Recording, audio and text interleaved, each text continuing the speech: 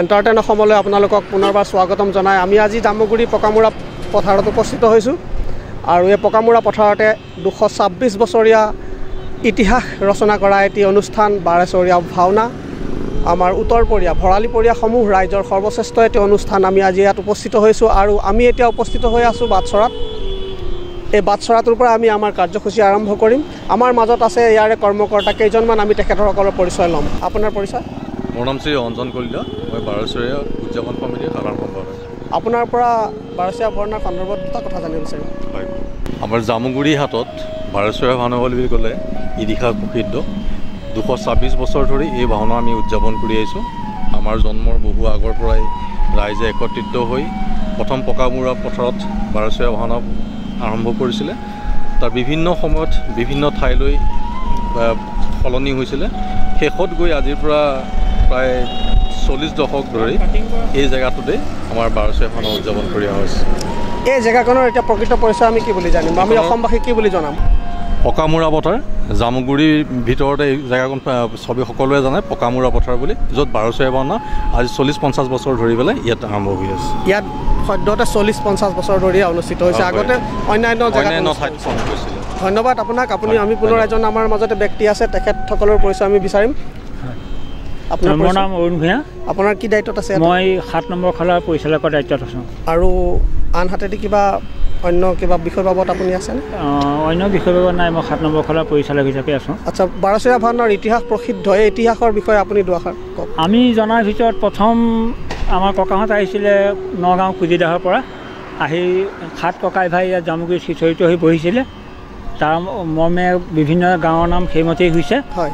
আমাৰ ইয়াত সচৰাচৰ আৰু চোৱাগছ আমি খেৰ কুহুৱাৰ বেৰ হয় খেৰ আমাৰ মূল মণ্ডপ চোৱা হয় বা আমাৰ যি নামঘৰৰ এই ভাগ খেৰৰ চোৱা হয় তেনেকেই তামোল গছৰ খুঁটা আমাৰ মূল কমিটি আমাক যেনেধৰণে নিৰ্দেশ দিয়ে সেইধৰণে আমাৰ প্ৰত্যেকখন খোলাত আমাৰ সেইধৰণে কৰা আপোনাক সকলোকে ধন্যবাদ জনাই পুনৰবাৰ মই মোৰ নিজৰ কামখিনি কৰিবলৈ আগবাঢ়ি যাম আমি পুনৰবাৰ সমস্ত অসমবাসীক এণ্টাৰটেইন অসমৰ পৰা স্বাগতম জনাই বাৰচৰীয়া ভাওনাত আহিবলৈ আমি আমন্ত্ৰণ জনাই আমি এইখিনিতে বাটচৰাৰ পৰা আমি পৰৱৰ্তী কাৰ্যসূচীৰ কাৰণে আগবাঢ়িম 226 বছৰীয়া বাৰচৰীয়া ভাওনা উদযাপন কমিটিৰ তৰফৰ পৰা আমি ইয়াত উপস্থিত হৈছোঁ 17 নম্বৰ খোলাত আৰু আমাৰ মাজত আছে আমাৰ গাঁৱৰে এজন বয়োজ্যেষ্ঠ আমাৰ কৰ্ণধাৰ তেখেতৰ জৰিয়তে আমি ইয়াত উপস্থিত হৈছোঁ তেখেতৰ পৰা আমি জানিব বিচাৰিম এই অঞ্চলটোৰ পুৰণা ইতিহাস প্ৰসিদ্ধ বাৰচৰীয়া ভাওনাৰ বিষয়ে দুটা লাইন এই বাৰচৰীয়া ভাওনা আজিৰ পৰা 226 বছৰ অতিক্ৰম কৰিছে গতিকে এইবাৰ আমাৰ 21খন খলাৰ ভিতৰত আমাৰ উত্তৰ জামুগুৰি আঞ্চলিক সমিতিয়ে 17 নম্বৰ খলাখন পাইছোঁ ইয়াত আমাৰ উত্তৰাঞ্চলিকৰ সমস্ত ৰাইজ আহি পেলাই ইয়াতে বৰ্তমান চৌঘৰৰ কাম চলি আছে আৰু সিফালে যিখন আমাৰ মূল পেণ্ডেলৰ কামো চলি আছে সম্পূৰ্ণ হোৱাগৈ নাই আৰু 2-3 দিনৰ ভিতৰত আমাৰ এই কাম সম্পূৰ্ণ হ'ব ইয়াত যিখিনি আচবাবৰে বনোৱা হৈছে ঘৰটো চৰাঘৰে হওক বা আপোনাৰ মূল ঘৰটোৱে হওক আচবাবখিনিৰ বিষয়ে দৰকাৰ যিটো মূল আমাৰ পেণ্ডেল অৰ্থাৎ নামঘৰ বুলি আমি বনাইছোঁ সেইটো 120 ফুট দীঘল আৰু প্ৰস্থটো উত্তৰে 26 ফুট আৰু সিফালে পূবফালে 4 ফুট 4 ইঞ্চি আৰু ইয়াৰ সমগ্ৰ সামগ্ৰীখিনি কি আছে ইয়াৰ সমগ্ৰ সামগ্ৰীখিনি মূল খুঁটা যি দুটা আমাৰ এইকেইটা আছে এইটো হ'ল আমাৰ চোৱা গছৰ দুটা মূল খুঁটা আৰু বাকী তামোল গছৰ খুঁটা আৰু বাঁহ खेर इत्यादि हमारे निर्मित होबो धन्यवाद फिर से हम स्वागत करते हैं सभी भारतवासियों को असमवासियों का यहाँ एक 226 साल पुराना एक ऐतिहासिक बारसरिया भावना जिसे हम कहते हैं हमारे गुरुजन, दो गुरुजन शंकर देव और माधव जी द्वारा यहाँ प्रस्तुत किया गया जो अंकिया भावना है, उसे भावना कहते हैं, जो आप लोग हिंदी लवी में कहते हैं उसे रामलीला, यहाँ प्रस्तुत किया जाएगा। और यहाँ जो बनावट है उसके लिए यहाँ घास फूस, जो साधारण घास फूस नहीं है, इसे खैर कहते हैं हम लोग अपना मातृभाषा में, और बाँस है, ये लकड़ी नहीं है, बाँस है, और स्वागस है जो कि एक प्लाम का पेड़ होता है, और सुपारी का पेड़ है जिसे बनाया जा रहा है। 190 फुट यहाँ बादसुरा से वहाँ तक पहुँच जाता है। और जो ये जो धर्मध्वजा उसे कहते हैं, और वहाँ कुल मिला के 21 वहाँ लगाया जा रहा है बाँस से। सारे जो कारीगरी है बहुत ही बेहतरीन है, और हम वहाँ भी जाएंगे और हम पूछेंगे। यहाँ हमारे साथ हमारे शिक्षक है। এই পকামুৱা পথাৰত প্ৰতি 5 বছৰৰ মূৰে মূৰে 12 চহৰীয়া ভাওনা উদযাপন এই জামুগুৰি অঞ্চলৰ সকলো ৰাইজে ইয়াত মিলি একতাৰে পালন কৰি আহি আছে, আৰু এইবাৰ তেনেধৰণে পালন কৰিবলৈ ওলাইছে। ইয়াৰ মূল মণ্ডপৰ উচ্চতা প্ৰায় 40 ফুট ওখ। আমি আশা কৰোঁ সকলোৰে সহযোগিতাত আগলৈও এইদৰে এই ঐতিহাসিক ক্ষেত্ৰখনত 12 চহৰীয়া भावना उद्यापन हो जाए, ताके कामना करूँ। धन्यवाद। धन्यवाद। फिर से स्वागत करते हैं हम यहाँ पकामुरा पठार, जो हम अपनी मातृभाषा में पकामुरा पठार कहते हैं, और यहाँ सारे भव्य लोग यहाँ मौजूद हैं और एक भव्य आयोजन की गई है। फिर से हम तहे दिल से शुक्रगुजार हैं, हम यहाँ आज इकट्ठा हुए हैं और हम फिर से स्वागत कर रहे हैं सारे हिंदुस्तान को, यहाँ पधारे, हमें सहयोग दे और इस अनुष्ठान को साफल्यमण्डित करें। धन्यवाद। আমি পুনৰবাৰ 12 ভাওনাত উপস্থিত হৈ আমি পুনৰ এজন ইয়াৰে ভব্য ব্যক্তিক আমি লগ হৈছোঁ, আৰু তেখেতৰ পৰা আমি দুআষাৰ এই বিষয়ে জানিম। আৰু তেখেত আমাৰ মাজত আছে, তেখেত হৈছে প্ৰদীপ ভূঞা। প্ৰদীপ ভূঞাই আমাৰ ইয়াৰ উদযাপন কমিটিৰ আপোনাৰ খোলা নম্বৰ? মোৰ খোলা নম্বৰ 16। তেখেতৰ খোলা নম্বৰ 16। খোলাৰ আঞ্চলিকৰ মই সহকাৰী সম্পাদক, লগতে ইয়াৰ ভাওনা কমিটিৰ মই সম্পাদক। গতিকে আমাৰ এই ভাওনা পূৰ্বপুৰুষানুক্ৰমৰ পৰা চলি অহা বিভিন্ন ঠাইত আগতে হৈছিল জামুগুৰিৰে বিভিন্ন অঞ্চলত, কালক্ৰমত ই আমাৰ এই 12 চহৰীয়া নামৰ এই নিজা স্থায়ী জেগালৈ আহিল। আৰু এই বছৰ 12 চহৰীয়া কমিটিয়ে আমাৰ এই 12 চহৰীয়াৰ কাৰণে যি ভূমিভাগ লাগে, এই ভূমিভাগ 50 বিঘা মাটি মুঠতে 12 চহৰীয়াই নিজাববীয়াকৈ ক্ৰয় কৰিছে। আৰু ক্ৰয় কৰি পেলাই এয়া আপোনালোকে চাওক, এয়া আগৰ দ পথাৰ আছিল,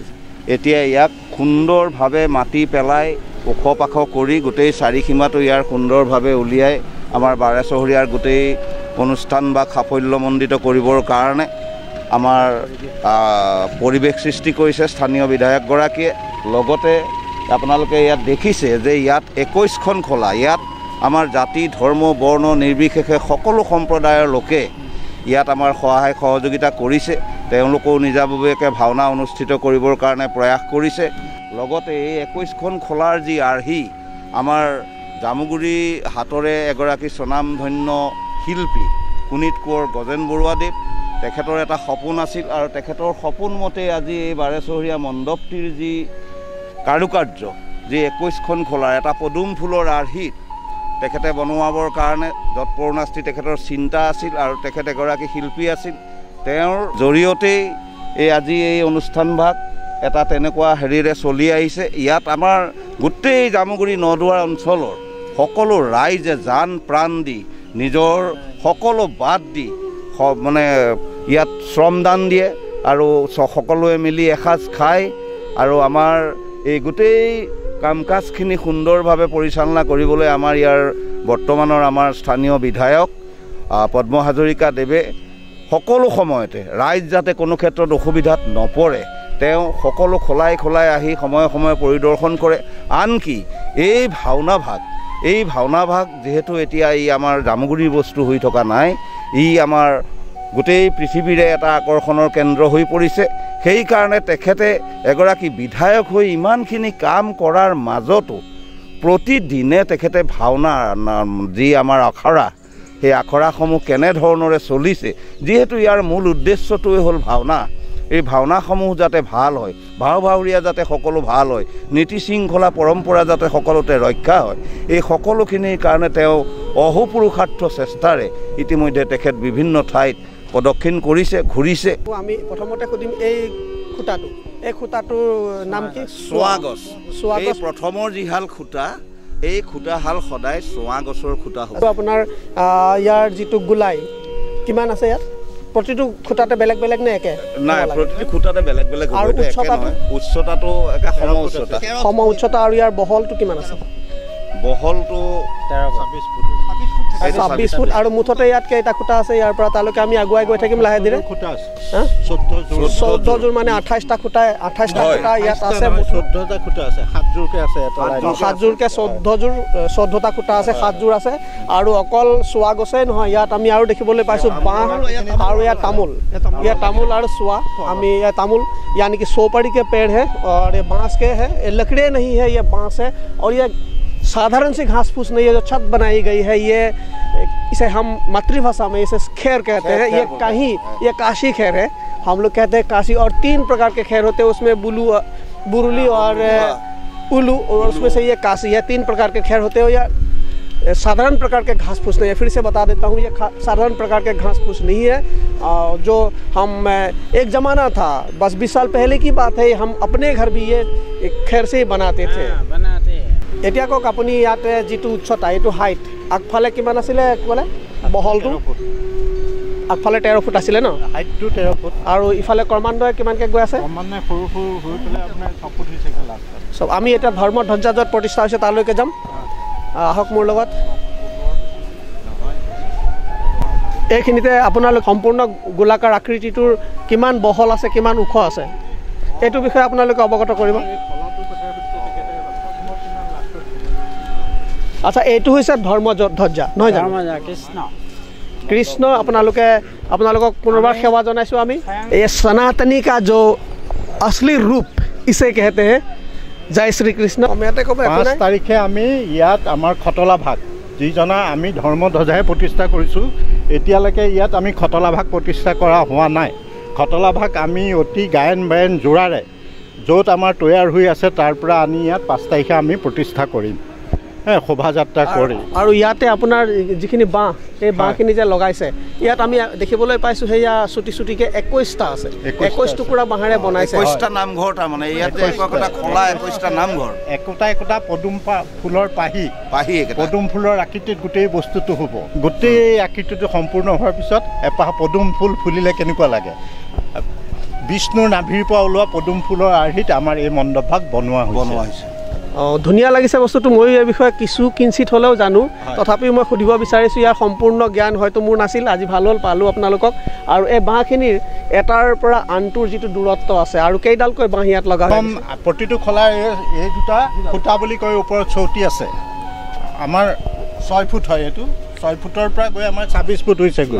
বস্তুটো লাই খুঁটা হ'ল সেই ভাগ আমাৰ যিভাগ প্ৰতিষ্ঠা হৈ আছে এতিয়া আপুনি আমাৰ চাওক একদম চিধা পোন ষ্টেট এৰিয়া আমি অতি ভক্তিৰে আমাৰ ইয়াত প্ৰতিষ্ঠা কৰা হৈছে